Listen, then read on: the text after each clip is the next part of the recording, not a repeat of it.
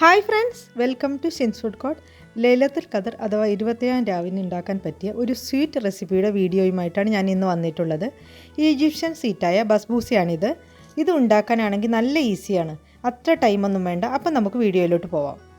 ആദ്യം തന്നെ coconut powder ഉണ്ടാക്കുന്നതിന് വേണ്ടി 1/4 കപ്പ് തേങ്ങ ചീകിയത് ഒരു പാനിലേക്ക് നമുക്ക് ഇട്ട് കൊടുക്കാം. ലോ ഫ്ലെയിമിലാണ് ഇത് വെക്കേണ്ടത്. ഇനി അതൊന്ന് ചെറുതായി മുരിഞ്ഞ് വരുവോളം നമുക്ക് ഇളക്കി കൊടുക്കാം. കോക്കനട്ട് പൗഡർ ഉണ്ടാക്കാൻ വേണ്ടിയാണ് നമ്മളിങ്ങനെ ചെയ്യുന്നത്. നിങ്ങളുടെ അടുത്ത് കോക്കനട്ട് പൗഡർ റെഡിമെയ്ഡ് ഉണ്ടെങ്കിൽ ഇങ്ങനെ ചെയ്യേണ്ട ആവശ്യമില്ല. ഇപ്പോൾ ഇത് ഏകദേശം റെഡിയായി കിട്ടിയിട്ടുണ്ട്. ഇനി ഇത് നമുക്ക് മിക്സിയിലിട്ടൊന്ന് അടിച്ചെടുക്കാം.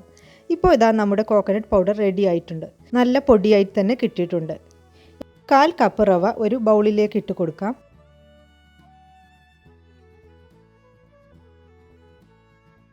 അര കപ്പ് പൗഡേർഡ് ഷുഗർ കൂടെ ഇട്ട് കൊടുക്കാം. ഇനി കോക്കനട്ട് പൗഡറും കൂടി ഇട്ട് കൊടുക്കാം. 1/4 കപ്പ് ഗീ കൂടി നമുക്ക് ചേർത്ത് കൊടുക്കാം. 1/4 കപ്പ് മിൽക്ക് കൂടി ഒഴിച്ച് കൊടുക്കാം. റൂം ടെമ്പറേച്ചറിലുള്ള പാലാണ് വേണ്ടത്.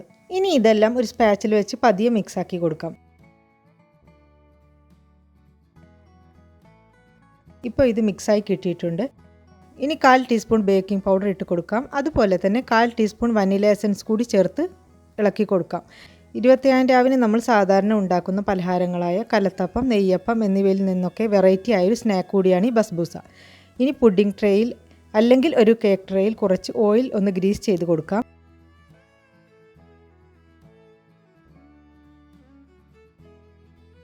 അതിന് മുകളിൽ കുറച്ച് റവ ഇട്ടൊന്ന് വിതറി കൊടുക്കാം.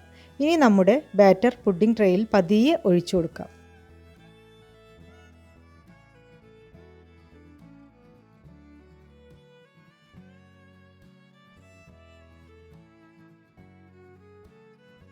എന്നിട്ട് സ്പാച്ചിൽ വെച്ച് മുകൾ ഭാഗം ഒന്ന് ഷേപ്പ് ചെയ്തെടുക്കാം.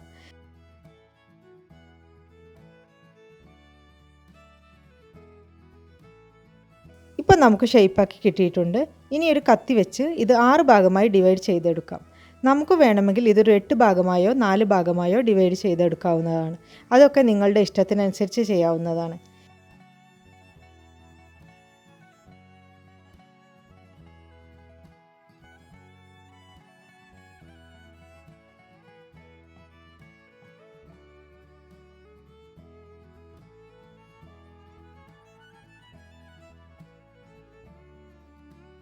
ഇനി ഓവൻ 10 മിനിറ്റ് 180 ഡിഗ്രിയിൽ പ്രീഹീറ്റ് ചെയ്ത് വെക്കാം.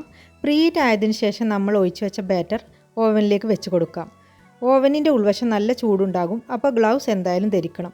ഓവനിൽ നമ്മൾ വെക്കുമ്പോഴും എടുക്കുമ്പോഴും ഗ്ലൗസ് ഇടുന്നത് നല്ലതാണ്. ഇനി നമ്മുടെ ട്രേ ഓവനിലേക്ക് വെച്ച് കൊടുക്കാം. 180 ഡിഗ്രിയിൽ 35 മിനിറ്റ് ബേക്ക് ചെയ്യാം. ഓവൻ ഇല്ലാത്തവർക്ക് ഗ്യാസ് സ്റ്റൗവിൽ വെച്ചും ഇത് ചെയ്തെടുക്കാവുന്നതാണ്. ഒരു നോൺ സ്റ്റിക്ക് കടായിൽ ഒരു തട്ട് വെച്ച് അതിലും ബേക്ക് ചെയ്തെടുക്കാം. കടായി 10 മിനിറ്റ് അടച്ച് വെച്ച് പ്രീഹീറ്റ് ചെയ്തതിന് ശേഷം അതിലേക്ക് ഒരു ഇരിപ്പോ സ്റ്റീൽ പാത്രമോ കമിഴ്ത്തി വെച്ച് അതിന് മുകളിൽ നമ്മൾ ഉണ്ടാക്കിയ ഈ ബാറ്റർ ഇറക്കി വെച്ച് അടച്ച് വെച്ച് 50 മിനിറ്റ് സമയം ബേക്ക് ചെയ്തെടുക്കാവുന്നതാണ്. അങ്ങനെ നമ്മുടെ ബസ്ബൂസ റെഡി ആയിട്ടുണ്ട്. മുകൾ ഭാഗം ഒരു ചെറിയ വിള്ളലിലാണ് കിട്ടിയിട്ടുണ്ടെങ്കിലും പക്ഷേ അത് ഷുഗർ സിറപ്പ് ഒഴിച്ച് റെഡിയാക്കുമ്പോൾ നന്നായി തന്നെ കിട്ടും. ഇനി നമ്മളിത് 6 പാർട്സാക്കി കട്ട് ചെയ്തെടുക്കാം. തിളച്ച ഷുഗർ സിറപ്പ് ഇതിന് മുകളിലൂടെ തന്നെ ഒഴിച്ചു കൊടുക്കണം. ബസ്ബൂസ അവനിൽ എടുത്ത പാട് തന്നെ സിറപ്പ് ഒഴിച്ചു കൊടുക്കണം, എങ്കിലേ നന്നായി സെറ്റായി കിട്ടുകയുള്ളൂ. ഇത് റൂം ടെമ്പറേച്ചറിൽ 10 മിനിറ്റ് വെച്ചതിന് ശേഷം ഫ്രിഡ്ജിൽ അരമണിക്കൂർ ഒന്ന് വെച്ച് തണുപ്പിച്ചെടുക്കുക. അതിന് ശേഷം കട്ട് ചെയ്തെടുക്കാവുന്നതാണ്. അപ്പോൾ നമ്മുടെ ഇഫ്താർ സ്പെഷ്യൽ ബസ്ബൂസ ഇവിടെ റെഡിയായി കിട്ടിയിട്ടുണ്ട്. റവയും നെയ്യും പാലും ഒക്കെ വെച്ച് ചെയ്ത് കൊണ്ട് തന്നെ നല്ലൊരു കിടിലൻ ടേസ്റ്റാണ് ഇതിനുള്ളത്. 21-ാം രാവിന് മാത്രമല്ല വേറെ വല്ല ഒക്കേഷൻസിലൊക്കെ ഉണ്ടാക്കാൻ പറ്റിയ ഒരു ഷുഗർ സ്നാക്കാണിത്. ഒരു പ്രാവശ്യം ഉണ്ടാക്കിയാൽ നിങ്ങൾ വീണ്ടും വീണ്ടും ഇത് ട്രൈ ചെയ്യും. അത്രയ്ക്കും സിമ്പിളും ടേസ്റ്റിയുമായ സ്നാക്കാണിത്. ഈ വീഡിയോ എല്ലാവർക്കും ഇഷ്ടമായി എന്ന് കരുതുന്നു. കണ്ടിഷ്ടമായെങ്കിൽ ഫ്രണ്ട്സിനും റിലേറ്റീവ്സിനും ഒക്കെ ഷെയർ ചെയ്ത് കൊടുക്കണം. നിങ്ങളുടെ കമൻറ്റുകൾ കമൻറ്റ് ബോക്സിൽ അറിയിക്കണം. ലൈക്കും സബ്സ്ക്രൈബും ചെയ്യാൻ മറക്കരുത്. ഈ ചാനൽ ആദ്യമായിട്ടാണ് കാണുന്നതെങ്കിൽ ഒന്ന് സബ്സ്ക്രൈബ് ചെയ്തേക്കണേ. അതിനടുത്തുള്ള ബെൽ ഐക്കൺ കൂടി ഒന്ന് എനേബിൾ ചെയ്താൽ ഞാനിടുന്ന വീഡിയോസിൻ്റെ നോട്ടിഫിക്കേഷൻ നിങ്ങൾക്ക് അപ്പോൾ തന്നെ കിട്ടുന്നതാണ്. ഈ റെസിപ്പി എല്ലാവരും ട്രൈ ചെയ്ത് നോക്കണം. ഇനി അടുത്ത ഒരു നല്ല വീഡിയോയുമായി കാണുന്നവരെ signing off from Shins food court. ഇതിനു മുൻപ് ഞാൻ ചെയ്ത തേങ്ങാമുറിയുടെ വീഡിയോ സൗദിയിലുള്ള ഒരു പ്രവാസി റെസിപ്പി കണ്ട് ഇഷ്ടപ്പെട്ട് നന്നായി തന്നെ ഉണ്ടാക്കി അതിൻ്റെ ഫോട്ടോ എനിക്ക് അയച്ചു തന്നിരുന്നു. ഇങ്ങനെയുള്ള പോസ്റ്റ് തന്നെയാണ് നമുക്ക് മുന്നോട്ടുള്ള പ്രചോദനത്തിന്. എൻ്റെ റെസിപ്പി ഉണ്ടാക്കിയതിൽ വളരെയധികം സന്തോഷവും നന്ദിയും അറിയിക്കുന്നു. ഇനിയും നിങ്ങളുടെ ഓരോരുത്തരുടെയും പ്രോത്സാഹനങ്ങൾ ഉണ്ടാകുമെന്ന് പ്രതീക്ഷിക്കുന്നു.